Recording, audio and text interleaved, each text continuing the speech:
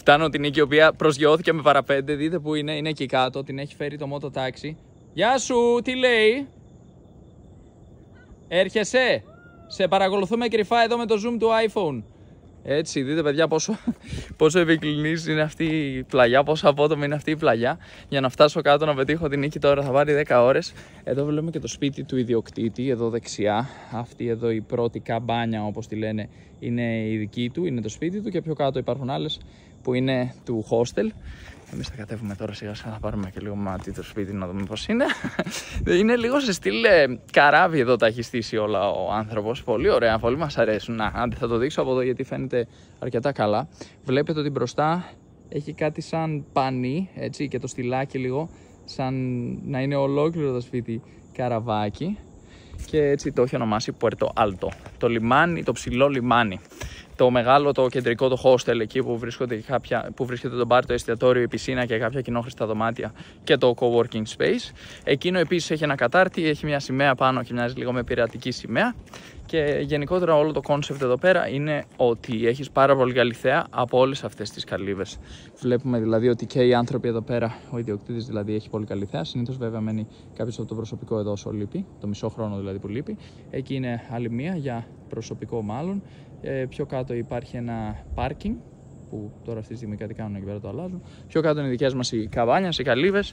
Έχει καμιά 4-5 οι οποίες είναι ιδιόκτητες, σαν τη δική μας. Φαντάζομαι ότι κοστίζουν γύρω στα 32 ευρώ τη νύχτα. Δεν ξέρω βέβαια αν πετύχαμε προσφορά ή χαμηλή σεζόν και ήταν λίγο πιο φθηνά. Δεν ξέρω, μπορείτε να το κοιτάξετε στην Booking ή στο Google Maps, όπου θέλετε. Puerto Alto Hostel λέγεται. Ενώ στα κοινόχρηστα πρέπει να είναι γύρω στα 10 ευρώ. Δεν το θυμάμαι, δεν το επαλήθευσα για να σας πω την αλήθεια. Αλλά κάπου εκεί πρέπει να είναι. Λοιπόν, το χαρακτηριστικό είναι ότι όλα έχουν όμορφη θέα. Όλα με τον ένα ή τον άλλο τρόπο βλέπουν στη φύση. Εδώ πέρα απέναντι υπάρχουν μαϊμουδάκια τα οποία είδαμε τις προάλλες να κρέμονται από τα κλαδιά. Και φυσικά είχαμε και την τύχη να έχουμε το προσωπικό μας μαϊμουδάκι, το οποίο σήμερα έπεσε από πάνω μέχρι κάτω και ξανανέβηκε τώρα από κάτω μέχρι πάνω. Νάτι. Πιο δύσκολο ποιο ήταν? Πιο δύσκολο ποιο ήταν? Να ανεβούμε με μηχανή. Ναι. Αυτό ήταν το πραγματικά τρομακτικό.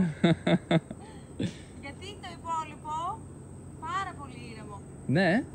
Κοίτα να δεις. Ούτε εγώ. Με δελεάζεις τώρα, με βάζεις σε σκέψεις. Ένα δευτερόλεπτο. Απίστευτο. Δεν ένιωσα ότι πέφτω, δεν ένιωσα ότι φοβάμαι, δεν ένιωσα ούτε ότι ανεβαίνω, ήταν απλά ωραίο. Wow. Δεν υπήρχε τίποτα αρνητικό στην εμπειρία. Τέλειο. Κοίτα να δεις, με έψησε και εμένα. Πέσαμε μέσα στα δέντρα. Όχι, τελικά τραβάει το σκηνάκι ο άνθρωπος από πίσω και στρίβει. Αλλά ήταν πάρα πολύ διασκεδαστικό. Λοιπόν, ακούμε λεπτομέρειες όσον αφορά τα συναισθήματά σου. Αδρεναλίνη 0. Δεν είχε αδρεναλίνη. Δεν είχε πολύ αδρεναλίνη. Okay. Δεν είχε φόβο. Δεν σε δω μεταξύ. Ξυπόλυτη μέσα στις λάσπες, το αγαπημένο σου. Ναι. Τέλειο. Εν τω μεταξύ. Γιώνεσαι. Πέσαμε σε ένα χωράφι με γρασίδια. Ούψ. Πέσαμε. Προσγειωθήκαμε. Και ήταν πολύ αστείο γιατί λέει τώρα θα κατέβουμε. Το βλέπω να πλησιάζει το έδαφος προς τα μένα και μπουπ! Πέφτουμε με τον ποπό κάτω στο έδαφος, μέσα στα χόρτα. Και οριζοντοποιείσαι. Αχ, εδώ λίγο σαν να γρατζουνίστηκες ένα κλικ. Γρατζουνίστηκα λιγάκι.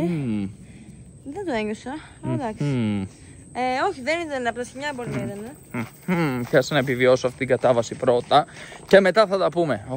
Λοιπόν. Εγώ μεταξύ θεωρώ ότι μπορεί να το κάνει και εσύ πάρα πολύ άνετα. Άνετα, Δεν είναι σαν την ελεύθερη πτώση δηλαδή. Δεν έχει να κάνει. Δεν υπάρχει ύψος κατά μία έννοια. Δεν φοβάσαι. Δεν υπάρχει ύψος κατά μία έννοια. Εδώ θα πέσουμε στην κατηφόρα να πούμε. Εκεί πάνω δεν υπάρχει ύψος. Δεν τα είδα εγώ με τον drone νομίζεις από πάνω, Δεν τα είδα νομίζεις. Εγώ είμαι σίγουρη ότι μέσα σε λίγο καιρό θα κάνει και ο Κωνσταντίνος. Κάτσε παιδιά, το πιο επικίνδυνο κομμάτι είναι αυτό, ειλικρινά. Με τη μηχανή που ανέβηκες με τη μηχανή. Ήρθε να με πάρει από εκεί που προσγειώθηκα ο άνθρωπος με τη μηχανή, με το μοτοτάξι και με έφερε σχετικά γρήγορα. Είναι εκεί που είχαμε πάει και με τα πόδια τις προάλλες. Από εκείνο το μονοπάτι δηλαδή που φτάσαμε. Τέλεια. Δεν υπάρχει η ανάβαση με το μηχανάκι.